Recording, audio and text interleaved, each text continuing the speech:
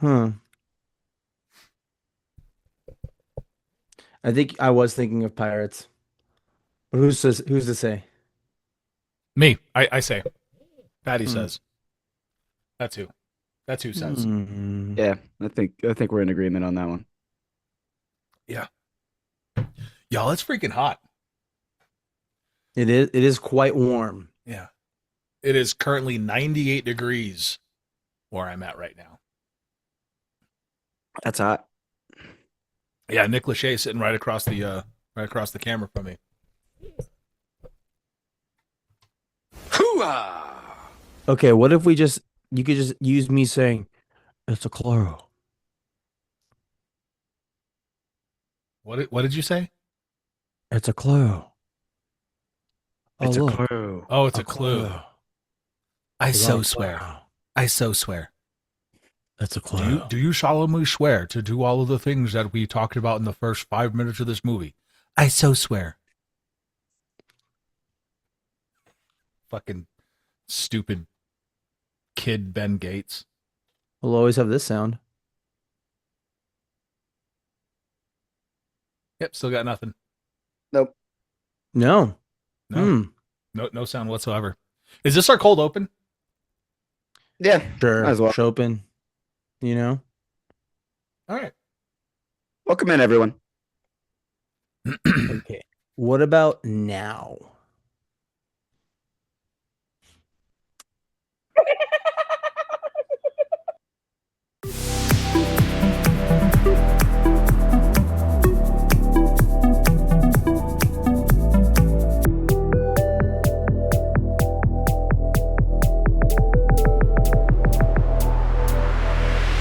Welcome back to another episode of Lauer After Hours presents Cinemeh.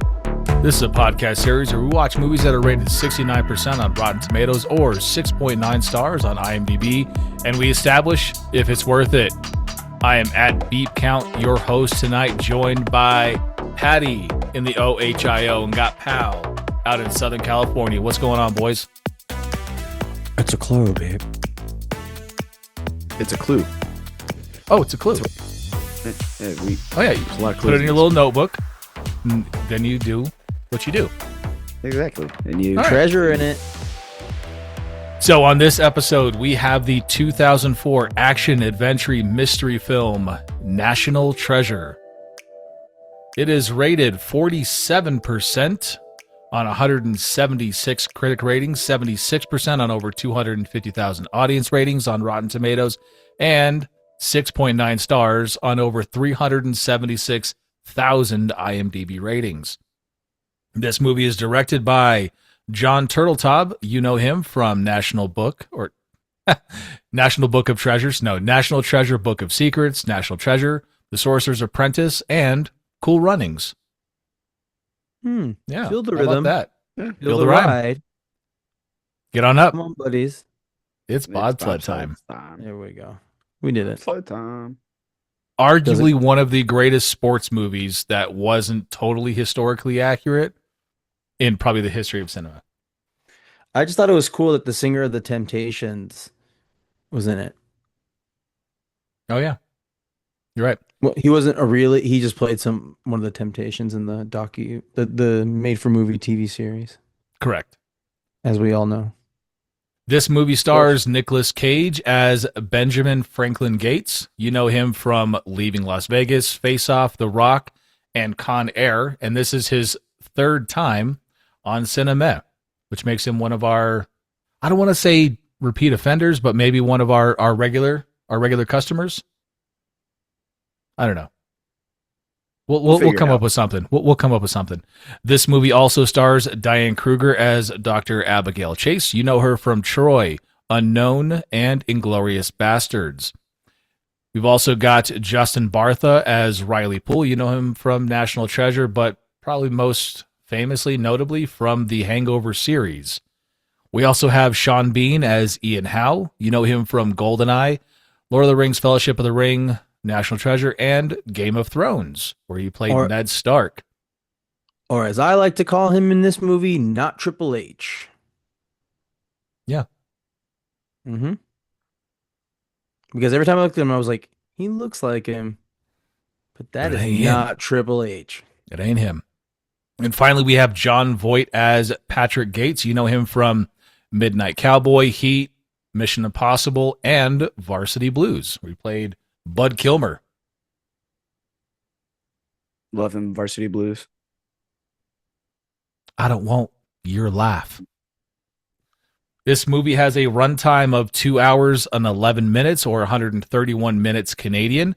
And if we actually convert the minutes into a Canadian pastime, it's approximately 1.9 hockey games. Nah, Almost.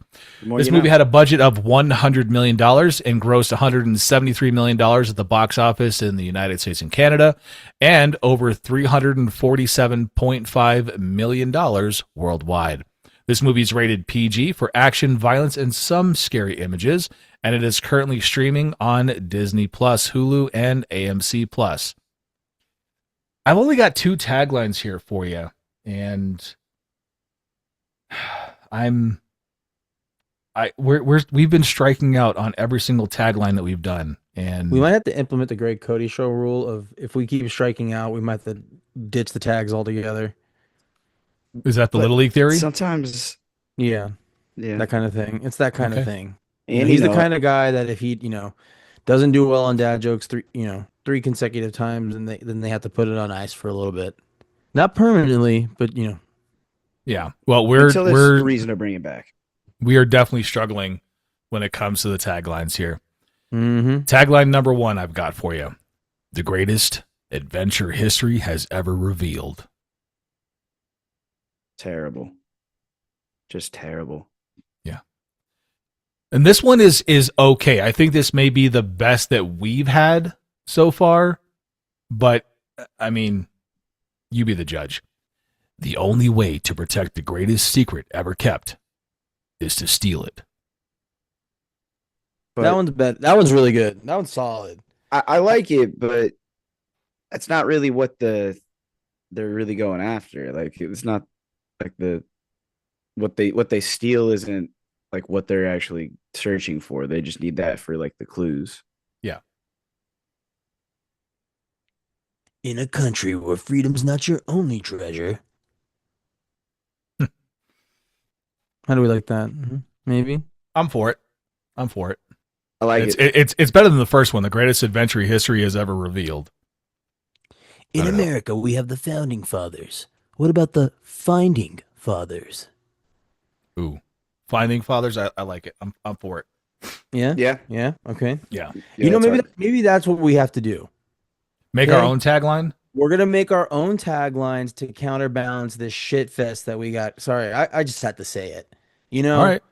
We have some of the best Hollywood writers out there making gas because I'm a fan of a lot of what we've covered, and they come with these taglines. Like, thank goodness I wasn't going. Like, if I was listening to these taglines, I wouldn't be going to the movies at all. Well, Yeah. I don't think I've ever gone to a movie or seen a movie just based on the tagline. I hear what you're saying. And I'm with you. I think that the trailer or like maybe the who's Trailers involved in for sale, sale. rooms But to let 50 cents. go ahead. I'm Greg Cody, and that's how it was back in Back my in day. my day. Yeah. Okay. I have a synopsis for you here. Who's ready? Hit us with it. All right. Hit it. Historian and treasure hunter Benjamin Franklin Gates has spent his entire life chasing a legendary treasure supposedly hidden by the founding fathers. When a clue points to the back of the Declaration of Independence, Ben realizes he must steal one of America's most treasured documents before a rival treasure hunter gets to it first. What follows is a cross-country race through hidden clues, secret societies, historical landmarks, and Nicolas Cage explaining American history at a speed no human should be capable of processing. I like it. Yeah. It's I mean, there. It summarizes it pretty well, I'd say, Yeah. without giving away too much. I like it.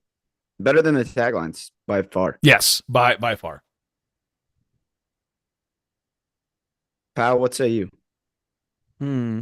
No, I enjoy it. Sorry, I'm still like on alternative taglines. I feel like there's something else I could come up with, but I'll leave it in the past so my mind gets stop like focusing on that.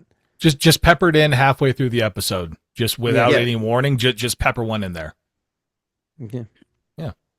yeah. As you So think of it, The just red, go. white, and clues. okay. Were Better than you what we had. surprised to learn that critics gave this movie only 47%? Mm, sometimes we get a little bit, a little bit of bias going on, right? And as we've seen as time has gone on, and when you've seen, underrated works of art like Pig, okay, you can kind of tell, oh, Nicolas Cage is a pretty solid guy. All right. And I think sometimes we get a little bit of the crazy side of him, in this kind of coming out the shticky side, if you will. Okay. But I think the score is a little bit biased against him, and it hurts what, ultimately was entertaining, action packed, history filled um cinema. Cinemeh. That kind of thing. And you know it. Zodiac. Patty, what about you? Were you surprised to learn that this movie only got 47% from the Rotten Tomatoes critics? No, not really. I could see why. There are certain things in this movie we'll probably get to, but like just for one, like Diane Kruger not losing her accent and only having it after Nick Cage kind of brings it up, and then losing it the rest of the movie of her German accent. Like things like that. I was like, oh, or other things like we didn't need a lot of the exposition of like how we introduce her. She could have just already been like in the team. I feel like in some form or fashion, we could have found a better way to introduce her, her character. I think without also going over what we went through for the first 15 minutes of the movie. So no, I wouldn't say that. I wouldn't say that per se. Yeah, and I think I tend to agree with Pow here. And Nicolas Cage does get a bad rap sometimes. Like he just has that, je ne sais quoi about him, where if he's in a movie, critics are going to shit on it.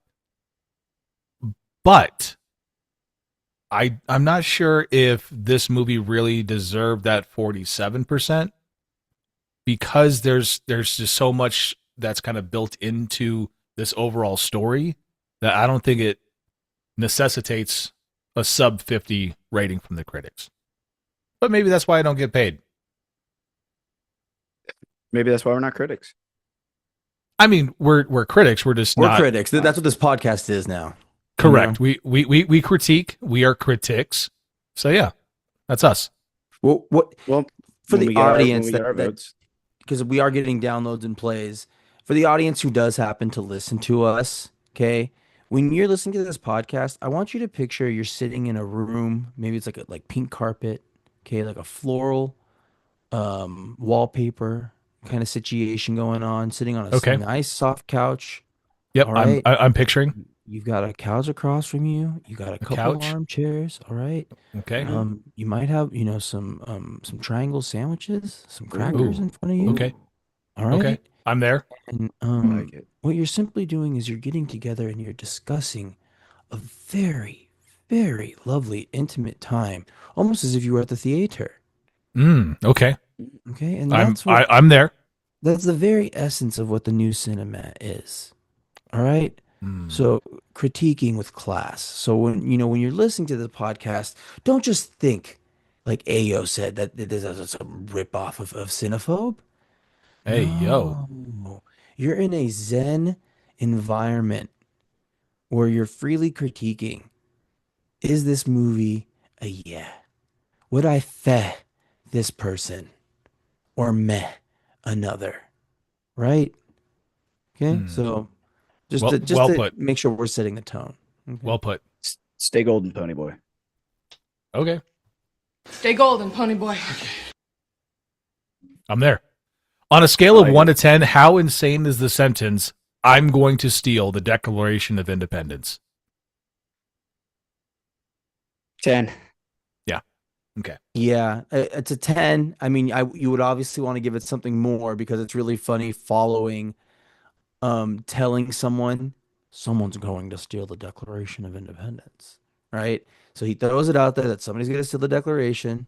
Okay, he declares it almost a declaration that the Declaration will be stolen, if you will.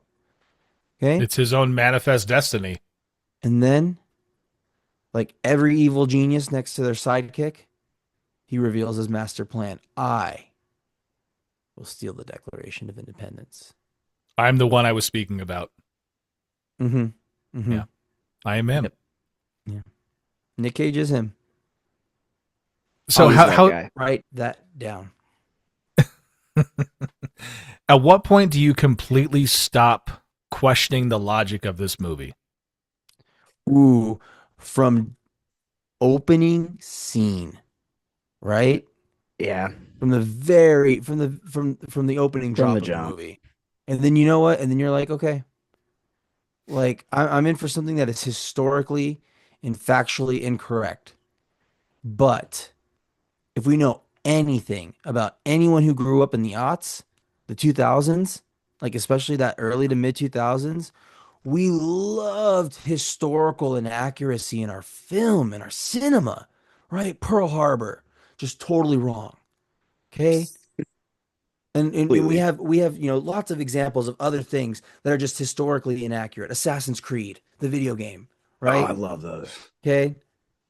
And National Treasure is the same thing. And it's become our national treasure because it takes history, which is real, with real people, and then it just little salt, right? Just a little bit, some fibs everywhere here and there, and then like some major ones with the treasure and whatnot. But I I think in some cases Nicolas Cage is the national treasure. No, he is. He really is the national treasure. I mean, look, think about how many movies we've already done on Cinemeh with featuring Nick Cage since the rebranding, and then going back further. I mean, he's a true national treasure. He just gives us so much art. I'm a and goddamn American icon. oh my God, Beef, same note too. I was about to say that right now. I was gonna say he's a goddamn American icon. I'm telling you. Write that down, audience. Oh man. Continue, Beef. Sorry, I'm all excited. We were talking about Why does the ridiculous premise somehow work? Why does this movie work? Because it's Nick Cage. Okay. He's just entertain. He's entertaining in every single thing that he does. Whether it's good or bad acting, depending on the project. I'd say uh, he still steals the show. If you look at it, kind of every scene. So America loves treasure. We love a good treasure yeah, story. Okay, like Mm. when it comes to teaching the youths, right? I have to tell them that pirates never looked for buried treasure. They never got buried treasure. They just robbed people.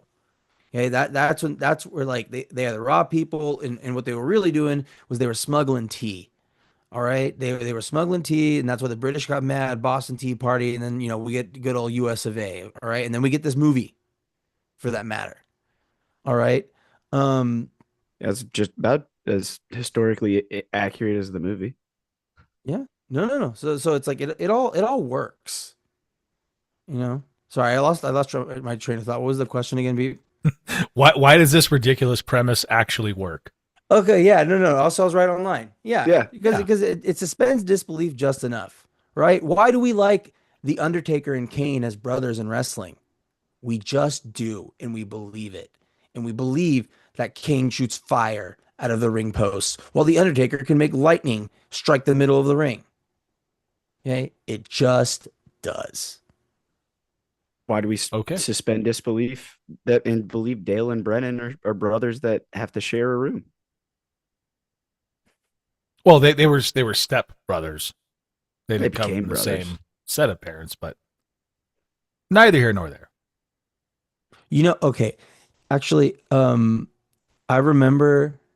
we've done X-Men, we've done history movies, and it just reminded me that one time I was in the movie theaters when it came to X-Men First Class. And in the movie, they kind of reveal that John F. Kennedy was a mutant. All right. And this woman behind me gasped. Like literally, she was like, she could not believe it. She legitimately believed that he was a mutant.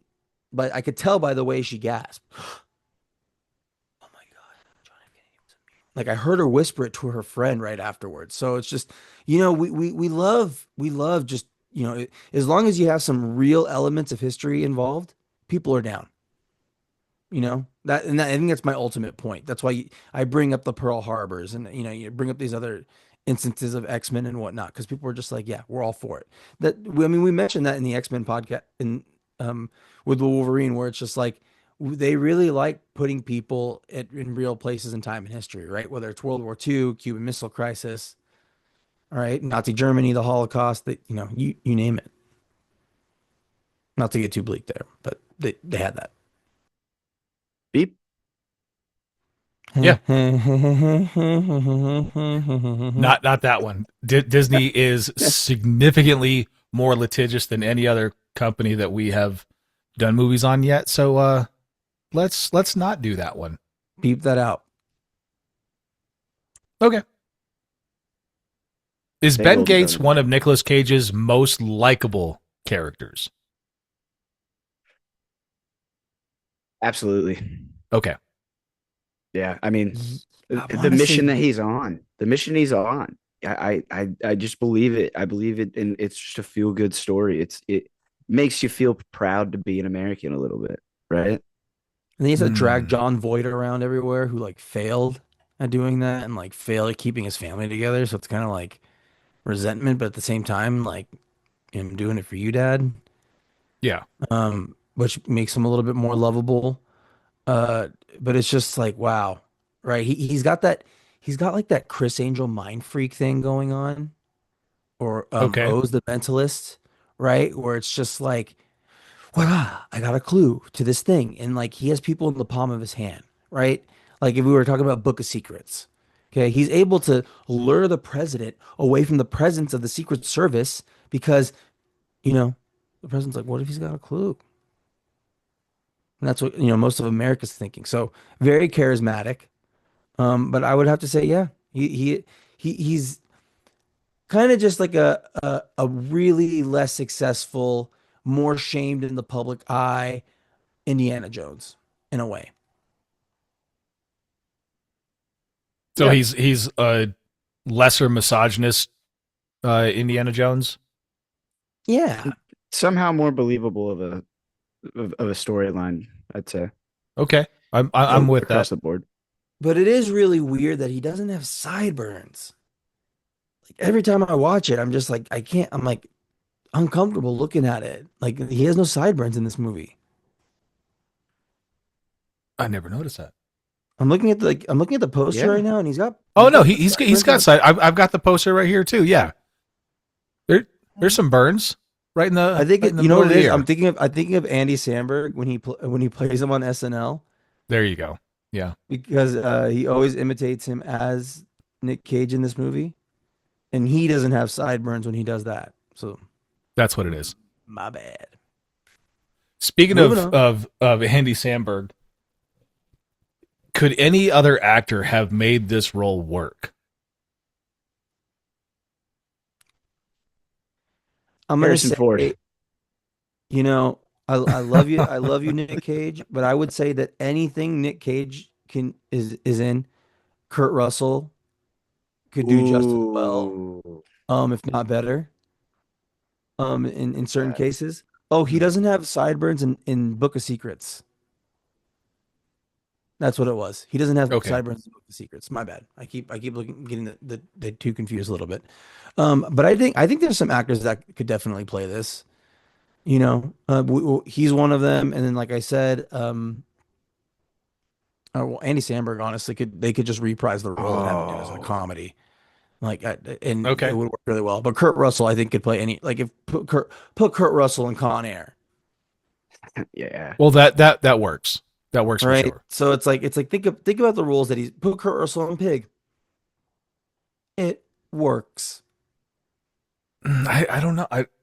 For Pig, I don't think so. I think the only one that could actually do well in that role is Nicolas Cage.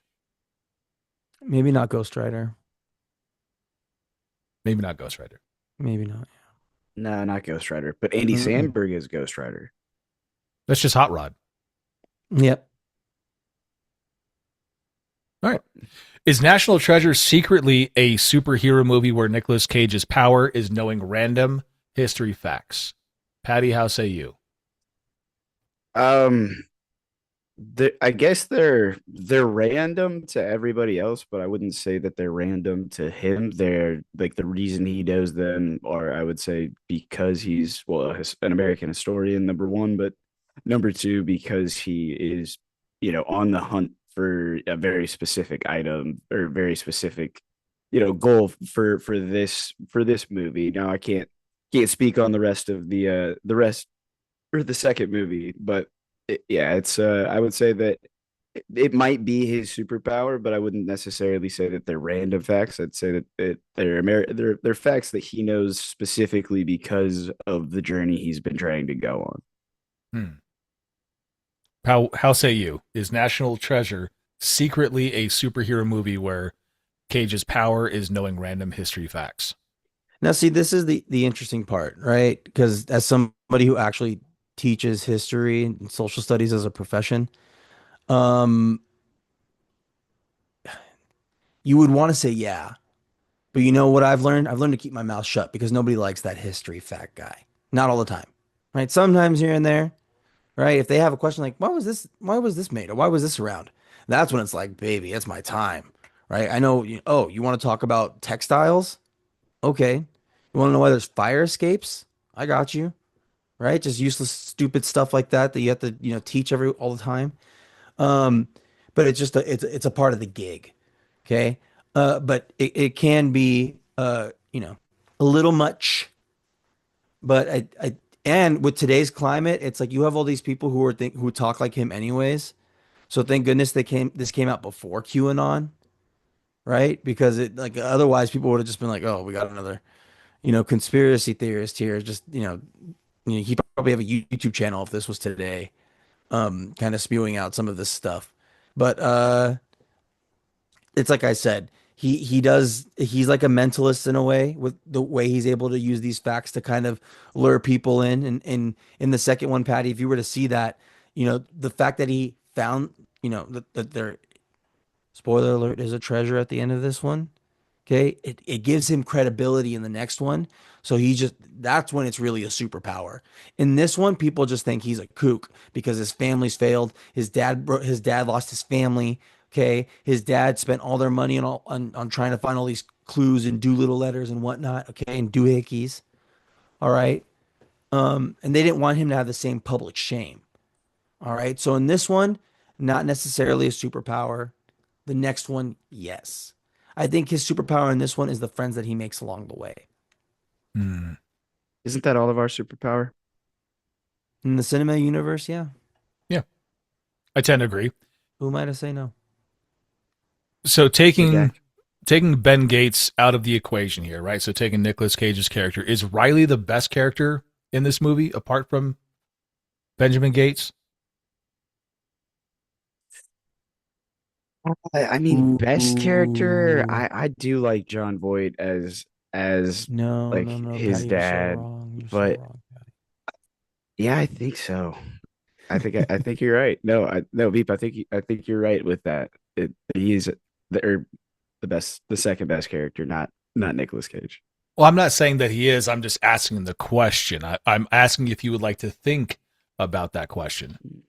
Oh, I have a second best character in mind. Riley's so close. He's excellent in this movie, right? The often forgotten about friend in The Hangover. He's the one who like, for whatever reason, it's like you almost need to put a leash on this guy because like, Yeah. geez, get him together. Like, please keep him within eyesight. Like, why don't we? But for me, it's Harvey Keitel, the Oh, detective. okay. Yeah, Yeah, that he just, he's the one guy where it's just like, he's got an intuitive mind because he's a detective and that's the field that he's in, and he goes with his gut, and he respects another guy that goes with his gut too, and sticks with his values and his intuition, right? And not for a second did he doubt Nick Cage's potential or anything, while everybody else was publicly shaming his family, especially his father, John Voight, who broke up their family looking for this treasure. Just wanted to make sure I emphasize that. Deep, how say you? Well, I tend to think that apart from him being, the kind of odd, goofy, side character, sidekick, I think that he does bring a lot to the table, but I want to say that the best character in this movie that's not Nicolas Cage is going to be Sean Bean for his Ian Howe. Like just the I was this close going there too. yeah, I mean that I think is the winner because he does come off as arrogant and pompous, but he also sort of cares about the people that are on the quest, but he is most interested in just getting just getting the money. So yeah, Yeah, when it's like there was money to be had there, right. right? And and you would still have Gloria at the same time. I was always hoping that he would find a way to work it until this day. Still kind of hope that he finds a way to work it out with Nick Cage. When you give it a good rewatch. Um, so since we're already talking about the characters, and I know we have plenty of movie to continue on here with, should we do the Femeke? Since Ooh, we're already yeah. kind of talking Yeah. characters a little bit. I don't really have a sounder for it, but we'll just use this one for now, just to signify, hey, we're doing this.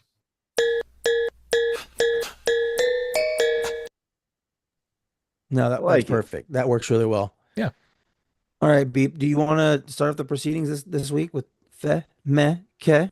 sure. So for those of you that are just joining us for this maiden voyage here, the Femeke is similar to the F Mary Kill game. F is Fe, Mary is Me, and then Kill is Ke. So I am going to Fe Ian Howe. Sean Bean, I mean, how can you not? I mean, the blonde locks, the gorgeous eyes, the British accent. I mean, come on. Yeah. And you actually mentioned my meh, and that's going to be Harvey Keitel, FBI agent Sadusky. I mean, that's right there.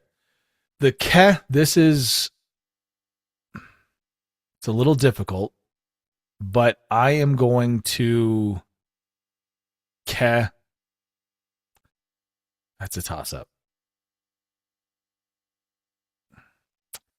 I know a lot of silence here. You know what? John Voight, Patrick Gates, get out of here. You ruined your family. You gave up on the quest. You don't deserve this treasure. You don't deserve to be mentioned with Benjamin Franklin Gates in the discovery of this, of this national treasure, of this international treasure. Patrick Gates, get out of here. Ke. And as Steve Martin would say, right, you failed your family.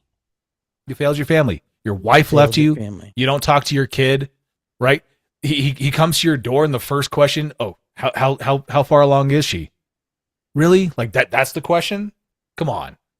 Come on. Get out And of Yeah, I here. like forgot about you're that. That was and it's pretty like insane. and it's like, do you think your kid's 18? Yeah. Like do you like come on, man. Well, how much time has passed you by here? That's my cat too. Okay. I'll just say right now off the back, that's my cat. All right. My fe is going to be Nicolas Cage. All right. And then my meh is going to be Harvey Keitel. All right. Just Okay. kicking Yeah. back, watching movies, discussing like we do here. But I would I do that think with it's Harvey. a I think it's a sweep across the board though for Mac. I think we're all gonna have Harvey Keitel. I could just pick it up right there. And then my my fet, since I still need to name that person. We're gonna go with Nicolas Cage's Ben Franklin. I think he He's the best character in the movie for me for sure. And then my cat is is gonna have to be Riley Poole. I hated every scene that he was in trying to be the funny person or try like it was supposed to be funny. And he just never made me laugh one time. The entire movie. Not in the ship with the blizzard, not in the back seat of the car of his dad's Cadillac, not at the end of the movie when he's driving away. Like I not one time did he make me laugh. So Riley Poole, get out of here. Okay. And that'll do it for this part of the episode of the Femeke. Cinemeh.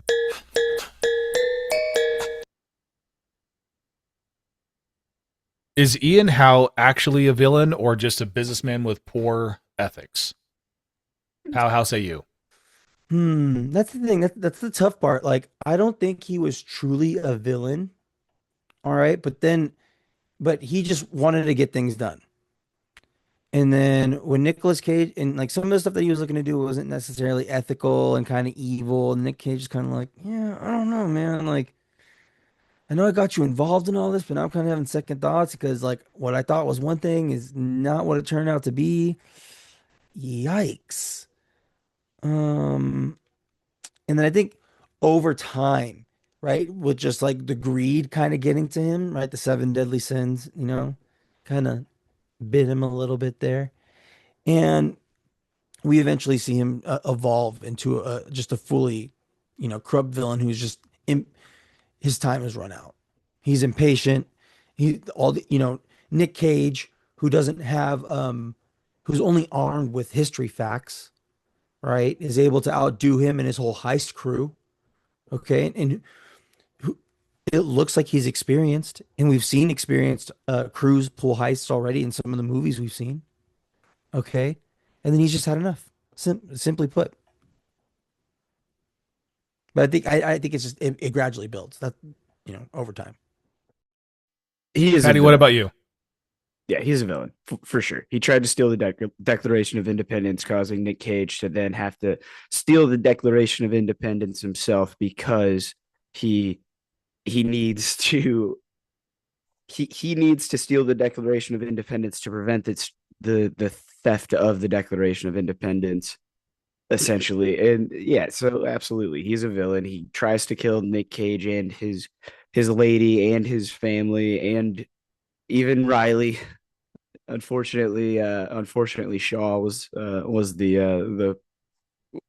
of the side characters that did not make it to the end of the movie, and I think that was I think Keith, or excuse me, Ian was very Ian was very correct in his statement that he lost Shaw, and he cared way more about Shaw for sure. I think Powell had a lot of good points though with how it gradually builds to where he becomes the villain. But I think he is a villain from the start. He pulls a gun in like the middle of nowhere, blizzard like town, and yeah, he tries to kill Nick Cage on a boat basically because he won't help Yeah. him. Beep. How about you? Well, I think that he starts off as a businessman with poor ethics, but then he slowly transitions into that villain role as the treasure actually becomes tangible, right? It becomes, hey, I'm this close to getting it, and then that villain, trait starts kicking in. But I think a lot of savvy businessmen are villains, right? If you look at some of the top CEOs and you compare them to psychopaths and sociopaths and narcissists, they're very very hand in hand, right? They park their cars in the same garage. So I think being the businessman that he is, that villain trait is just it's right there for him. So yeah, Thank you, Billy. thank you, Billy. Were you surprised that Sean Bean's character made it to the end of the movie, that he didn't get killed? That's like the meme for him, right? That Sean Bean always gets killed. Yes, but that's why I was having a tough time fully calling him a villain, right? And I think that they created a character in which it was like, okay, he's not so evil that he deserves to die. You know, just like he just needs to see his day in court, go to prison. He destroyed some history, broke into some heavily protected government facilities, right? But in a way, it's like the way these things work, they're probably gonna hire him down the line, you know. Contractor. Show us how you're getting in. Okay? Show us where we're weak. If you were a thief trying to break in here, what would you do, Sean Bean? Okay? Someone's got to go to jail, Ben. Yeah, but they already have Nick Cage. Yeah, exactly. They could just they can have him show them where their weak points are. Well, no, see, Nick Cage He is already beat them. he's not necessarily concerned with security. Okay? Well, You need him to find a priceless artifact. That's where he's your guy. Okay? I'm Mm. just saying, like, the government is like, okay, Sean, like, for good behavior, and like, how do you, what do you say we let you out if we gave you a job? Okay? You know, because at the end, like I said, I don't really think he was too much of a villain. Greed kind of took over, but I think there's some redemption there. So I'm glad they didn't, give him the old, Mm. yeeks. Ooh, Well, yo. pal, I'm going to pose this question to you, being our history expert. Did this movie make American history seem cool or cooler than it actually is? Absolutely. Let me tell you guys about a young, impressionable pal. Hmm. Okay. The Story time. years, I love it. the year is 2005. Okay. In California, when you're in the eighth grade, you take American history. All right. And I had good old Mr. Hauser. All right. Salute, sir. One day, as we're studying, getting ready for a test towards the end of the year. I think it was I think we just took our final actually. And for the next 2 days, we watched National Treasure, right? And it's just like, is a lot of this stuff wrong and inaccurate? Yeah, but that's fucking America, Jack. You know? So it was just like, hell yeah. Like, Ben Franklin for sure has some treasure around here somewhere, right? Like what, like Thomas Jefferson, like he left behind like gold doubloons or something. Okay, but it's just like, okay, there's a reason why this is here, right? Oh, the Golden Gate Bridge. What's going to be their national treasure for? Stick around, find out. I think you're gonna like it, Patty. Well, I What mean, was you're the not question? really. It was about Oh, the history. history. Yeah, I Yeah. do think it made history seem a little bit cooler, especially for like if you are a child the first time you see some of these.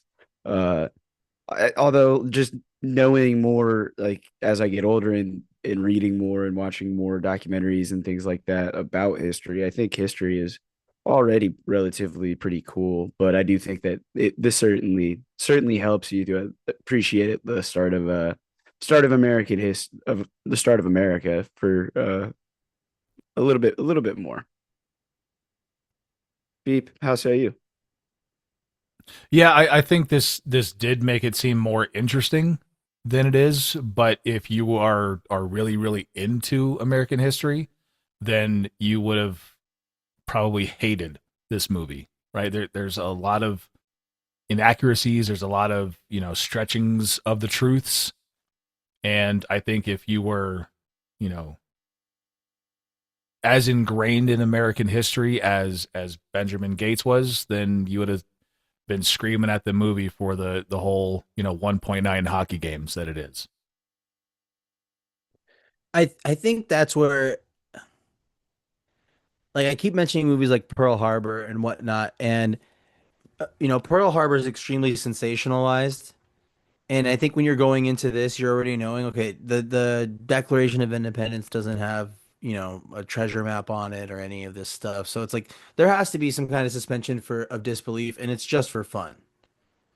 And then, and one thing it's trying to do is it's trying to, mention these really cool historical sites and people that we do have through history. So there is something to that where it's like there's aspects of American history in this that aren't super sensationalized.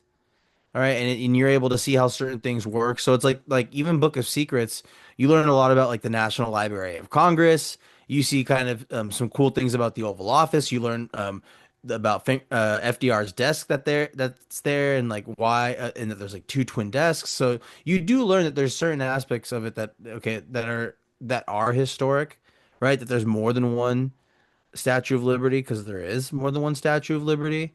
So from that, it's like okay, but I do see what you're saying, where it's like there are things where you do sometimes feel like in movies that are about history, we're like, "Ugh." But it's like okay, there's not a real person named Benjamin Franklin Gates, and obviously, and so all of this is just make believe and just for fun. And I think when it's approached from that, it's a little bit different. Whereas opposed to there are people who, have seen certain movies made by Michael Bay that are like, oh, this actually happened. Hmm. Dan Aykroyd being like, I think Pearl Harbor is going to get bombed. And then he gets bombed. And then they pan over to Dan Aykroyd later on in the film. Like, come on. I was right. I know we're not here Yeah, to talk about that movie, but Yeah. I'm just saying when it it's a comes good to movie. history standards, I think history nerds give this one a pass. And we're like, okay, this is kind of cool. Make history Okay. look cool. Nick Cage does that to movies. But he didn't make a prison plane seem cool. I don't know. Sean Bean Oh, does. I Honestly, think the Sean Bean effect also really heavily does Mm. that. yes. That's what Book of Secrets was missing. Book of Good Secrets, looking Brit. they That's what they they were missed. they were missing him. They really were. But I mean, like Game of Thrones. Game of Thrones feels like history simply because Sean Bean's in it. Yeah. Nailed it. Yeah. Is stealing the Declaration of Independence the coolest movie heist of the 2000s? Ooh. Because we've already done one heist movie. There's another one that's potentially later Hmm. on with Ocean's 8 qualifying. But is this the coolest heist movie of the 2000s? Is a treasure hunt movie a heist movie? Well, they have to steal the Declaration of Well, Independence, right? I mean, that's the main Mm, part of the heist is that. and then that they keep is it the rest of the that is movie. what drew people into the movie. Yeah. Right when you're watching the previews and you're like, "Oh shit, they're about to steal a declaration. How are they gonna get past that security? Like how are they gonna do that?" Right? By That's a buying good a point. fake one That's a good point, but I don't know. I mean, like with a the sponsored Italian credit Job card. came out in 2003. But it was a remake. The Italian Job originally came out in like the 70s. Well, I guess we could say the same thing about Oceans then, right? That it's a Yeah. remake and this one's a little bit more original. But then we have Okay. the Fast and the Furious in 2001. But is that a heist? Yeah, they're knocking over, semi trucks, but is it an actual heist? Yeah, they don't get heisty until Yeah. Fast they get Five-ish. heisty in Fast Fast Four. Five, but it's a different time. Um, that's a really good question. I'm gonna at the top of my head and just as much as I like this movie, I'm not gonna say it's the top heist movie of the 2000s. I'm sure I could, if I were really to look into it. I really personally liked the Italian Job. There was heists happening throughout it. There was nice drive scenes.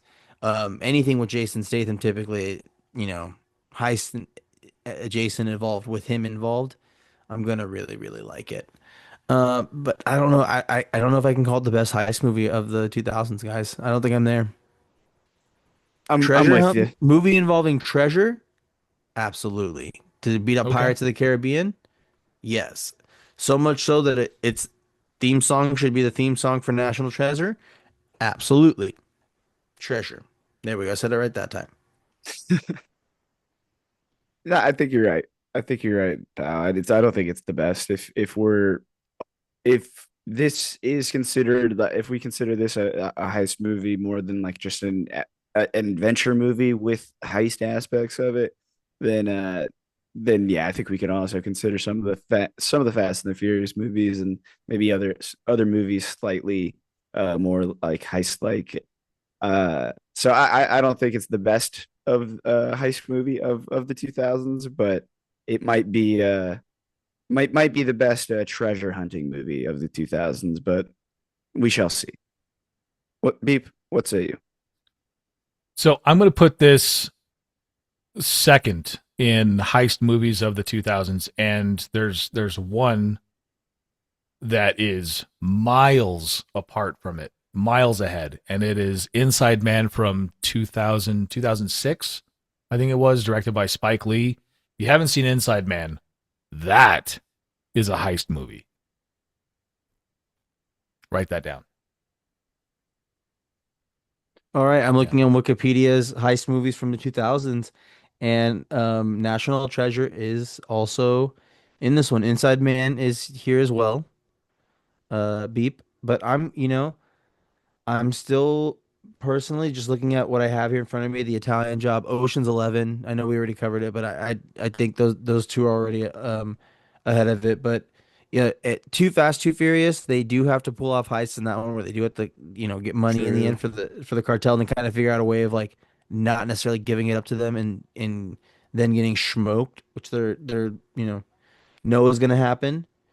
But I think it's in that top five. I'm putting it in the top five heist movies of the 2000s, which I never thought I'd say. We love a heist movie, huh? We Heist love a month. heist I mean, movie. who doesn't? Heist month is back, baby. Mm-hmm. And you Heist. know it. Heist in it. Okay. So what part of this heist or what part of this treasure, theft plan, I mean, they're not really stealing the treasure, they're just trying to find it. But what part of this plan do you either question or falls apart first for you? And I'll go first here to kind of filibuster. The one that just I still have a question about to this day is when they go to Independence Hall and they see the spire from the top of the steeple crossing across the bricks. He goes down there, he sees a brick with the Freemason symbol carved into it. Why didn't he just go back the next day, call the FBI, say, "Hey, you remember that guy that was stealing the Declaration? Well, he's here. He's following me. Come arrest him." And then after they arrest him, you just go back to the top of the building. You find the brick that has the insignia on it, and just get it the next day. I, that right there. Just go back when you don't Yeah. have someone that's trying to shoot you and kill you in the middle of Philadelphia. Yeah, but I think but that's the human element of it, right? You get wrapped up in the moment because your family has just all these decades of shame by your father who absolutely failed you guys and just totally left your family out on the curb with nothing at all because he just had to chase this, what ended up not being such a foolish dream, but he didn't have his priorities straight. Neither here nor there. So I think he just got caught up in the moment of just like, wow, like it's another clue. We have another clue. Okay, and then just clue after clue. And then he just was like, "This is it. Like I can't stop now. I have to know where this is going next, right? I'm gonna watch Love Island tonight because Casa Amor started and the drama heated up and I have to know what happens next. Just kind of like that, Patty. I don't know if I can follow that. That was that was pretty fiery right there. I like it. Uh, Ditto. Sorry, Okay. Big Yak. Nick Cage brings that out of me, guys. Chloro. You guys been trying Another to cage clue. bait me. Get it? All right. I think we are ready for some trivia here. We pretty much nailed everything about this movie, all the talking points that I had. Was there anything that I missed that you wanted to bring up? Well, just the whole process of all the clues kind of, finding themselves and then they find themselves in that church. And then when they see the treasure and it's upon them, right? Then it's like, okay, John Voight, you might just have a chance of getting your family back that you failed at the beginning of this whole thing. That you really just let the audience know from the whole time how much you just, regretted it. Not really, but just how much it ate away at you. And in the end, I just like the whole process of the movie. You see all these clues, and then how they kind of try to work in some little history. And then as they're going around the little tunnel, and I like how they kind of fake them out there too, right? Where they're like, "This is it. There's all that's going on." That's one thing I wanted to bring up. The limited fake acting all throughout it, where they're acting their ass on. We had moments where like Nick Cage is buying or he's trying to hide the Declaration of Independence, and then she's like, "Are you Yeah, gonna buy that?" And then he buys two, and he's like, "Oh, really? What? Did I break a window?" Like, when he's trying to do that thing, and there's little instances like that where they're acting, right? And then him and John Voight just have that fight where it's just like, "There's nothing left. I failed you guys as a father. I'm a failure as a parent." Right? And John Voight's like screaming this and yelling this, and he's like, "I was an anaconda." And then that's when they're just like, okay, well, I guess that's it, and they peace out, and then it's just like, psych. All right, and they really really sold it well. I guess you would say their ass was off for that part, and Sean Bean bought it. Hook, Yeah, line, and sinker. yeah, and then somebody had to go to jail, right? Somebody's got to go to jail, Ben. Yeah, but but I think in the end, Beep, you were right about the superhero power. So just to sum up where the movie ends off with them ultimately finding the treasure, and then being able to use historic facts where it's just like, okay, well, what if we use a historic lie? Right? This whole thing is made up. Why don't we just make something else up, and then we tell Sean Bean that, and he's gonna go follow that? Because what they know about us Gates is there's always another clue. Hmm. Okay, clue on, right? See, see, you guys get that? always another clue. Yeah, Always Yeah. another clue and on. always another clue. That kind of thing. Rack 'em. So is the Gates family cluing on? They were cluing on. They were cluing on. And then once the finding the treasure though vindicated them. Right? They all along they were like, okay, this right here proves we were right. That we're not a bunch of kooks. Okay? That John Voight was right to sacrifice his family. Okay? He's no Greg Cody.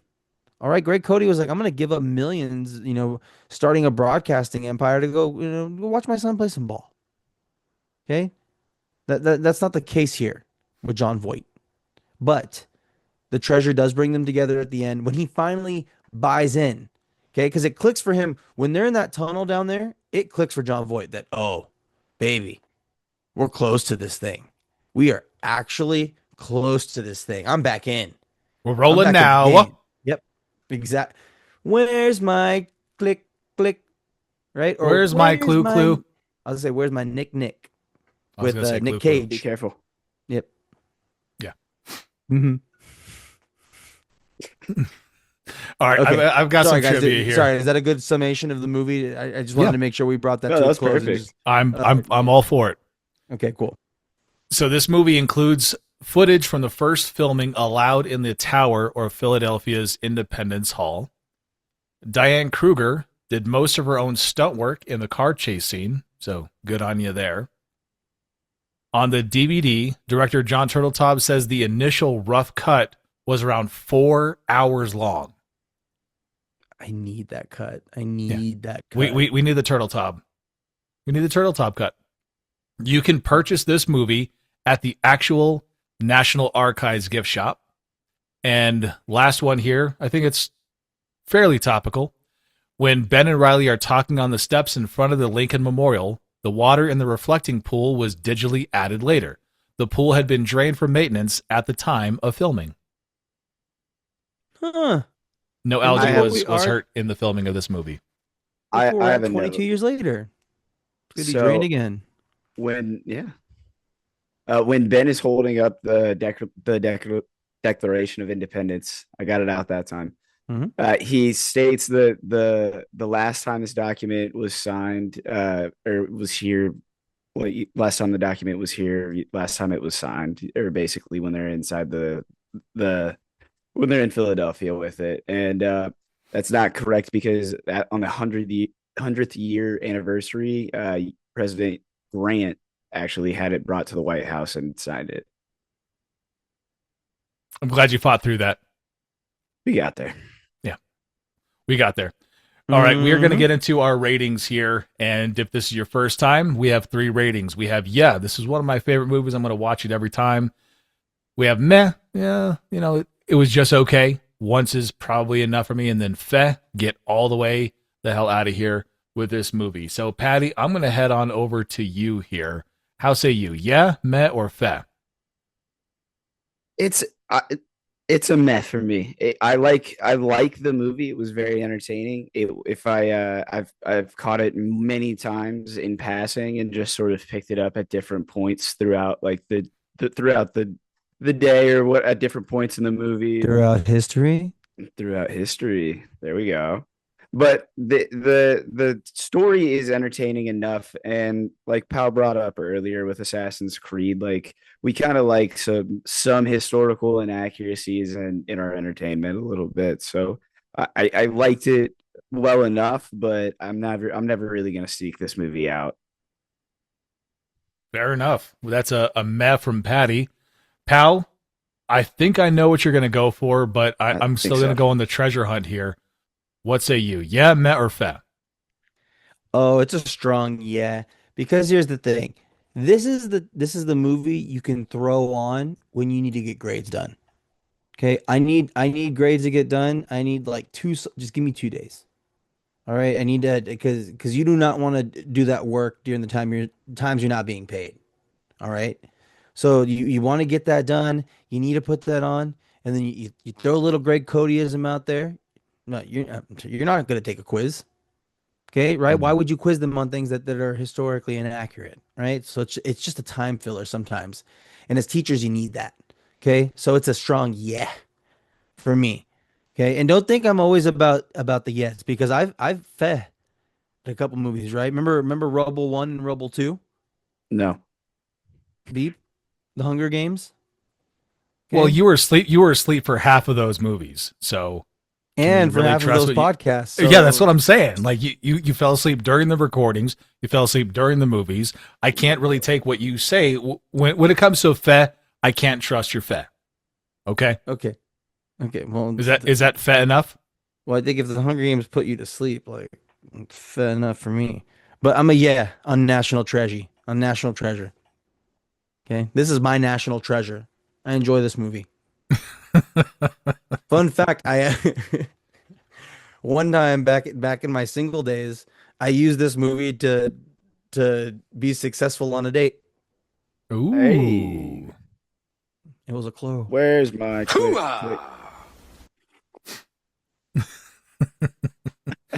Well, so I am still very undecided on this movie. I want to really like it. I want to hate it because of Nicolas Cage, because of how over the top he is. But man, okay. So I am going to put a caveat on my rating here. If I've got, 30 Miguel Cabreras here, if I've got 30 Miggies in me, it's a strong yeah. If I'm watching this, stone sober, it's going to be a meh. So this is going to be a caveated yeah, but I got to be, with 30 Miggies on board. So yeah. Have some gummies. Yeah. And some fruit snacks there while you're watching. That's right. Well, that's going to do Okay. it for this episode of Lauer After Hours Presents Cinemeh. We want to thank you for coming along on this treasure hunt of a journey with us. This has been at Beep Count on Twitter, joined by Patty in the OHIO and got Pal out in Southern California. We'll talk to you next time. It's a clue. All right, boys. What movie we got next? I think it's Pal. Pal, you have the next selection. What do you got for us? You need the list Well, or Yeah, I got the list right Okay. here, and just kind of looking at the list and kind of looking at where we are in date and time. And I think it's we keep it on theme, right? We keep it okay. you know, historically inaccurate. All Yeah. right, but we know it's fiction, so we're ready to suspend disbelief. Okay, we've talked about superheroes and superpowers and whatnot. Mm. Okay, And I think it's just time to objectify men a little bit and see Chris Evans with his shirt off. Okay, I'm going with Captain America first of all. Ooh, July Yeah. 4th, Captain America. Okay, I'm for it. The most underrated of the Avengers series, in my opinion. It's slept on, so buckle up here. All right. Well, that's going to do it for this episode of Lauer After Hours presents Cinemeh. We'll talk to you next time.